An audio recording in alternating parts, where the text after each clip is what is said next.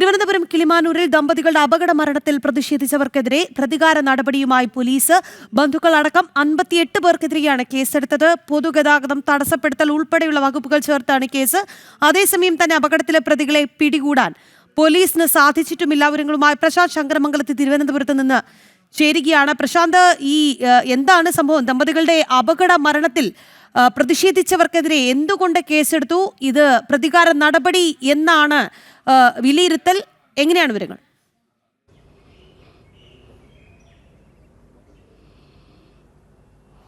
രാഖി, കഴിഞ്ഞ ദിവസമാണ് തിരുവനന്തപുരത്ത് കിളിമാനൂർ പോലീസ് സ്റ്റേഷനിലേക്ക് ഒരു മാർച്ച് നടന്നത്. അപകടത്തിൽ മരണപ്പെട്ട മൃതദേഹവുമായിട്ടാണ് ബന്ധുക്കൾ മാർച്ച് നടത്തിയത്. അതായത് കിളിമാനൂരിൽ കഴിഞ്ഞ ജനുവരി 3-ാം തീയതി ഒരു അപകട മരണം ഉണ്ടായിരുന്നു. ഒരു ബൈക്ക് ആക്സിഡന്റ് ഉണ്ടായിരുന്നു. ഇരുചക്ര വാഹനത്തിൽ സഞ്ചരിച്ച ദമ്പതികളെ ഇടിച്ചു വീഴ്ത്തി ഒരു ധാർ വാഹനം ഇടിച്ചു വീഴ്ത്തിയിരുന്നു. ഇതിൽ സർക്കാർ ഉദ്യോഗസ്ഥർ ആണ് ഈ വാഹനം ഓടിച്ചത്. എന്നാൽ ഇവരെ ആരെയും പ്രതി ചേർത്തിട്ടില്ല. മാത്രമല്ല ഇവർക്ക് പകരം മറ്റൊരാളെ ചേർത്താണ് FIR തയ്യാറാക്കിയത് എന്നതടക്കമുള്ള കാര്യങ്ങൾ ആരോപിച്ചായിരുന്നു ഈ പ്രതിഷേധ മാർച്ച്.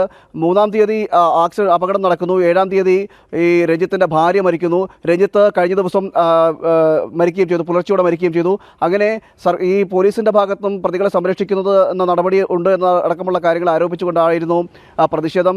രഞ്ജിത്തിൻ്റെ മൃതദേഹം വെച്ചുകൊണ്ട് തന്നെ പോലീസ് സ്റ്റേഷന് മുന്നിൽ ബന്ധുക്കളും നാട്ടുകാരും അടക്കമുള്ളവർ പ്രതിഷേധിക്കുകയും ചെയ്തു. ഇതിനെതിരെയാണ് ഇപ്പോൾ പ്രതികാര നടപടിയുടെ ഭാഗമായിട്ട് പോലീസ് കേസെടുത്തിരിക്കുന്നത്. കണ്ടാലറിയാവുന്ന 58-ലധികം പേരെ പ്രതി ചേർത്തുകൊണ്ടാണ് ഇപ്പോൾ പോലീസ് കേസെടുത്തിരിക്കുന്നത്. മാത്രമല്ല റോഡ് ഗതാഗതം തടസ്സപ്പെടുത്തി എന്നതടക്കമുള്ള ചില വകുപ്പുകൾ കൂടി ഉൾപ്പെടുത്തിയിരിക്കുന്നു എന്നാണ് മനസ്സിലാക്കാൻ കഴിയുന്നത്.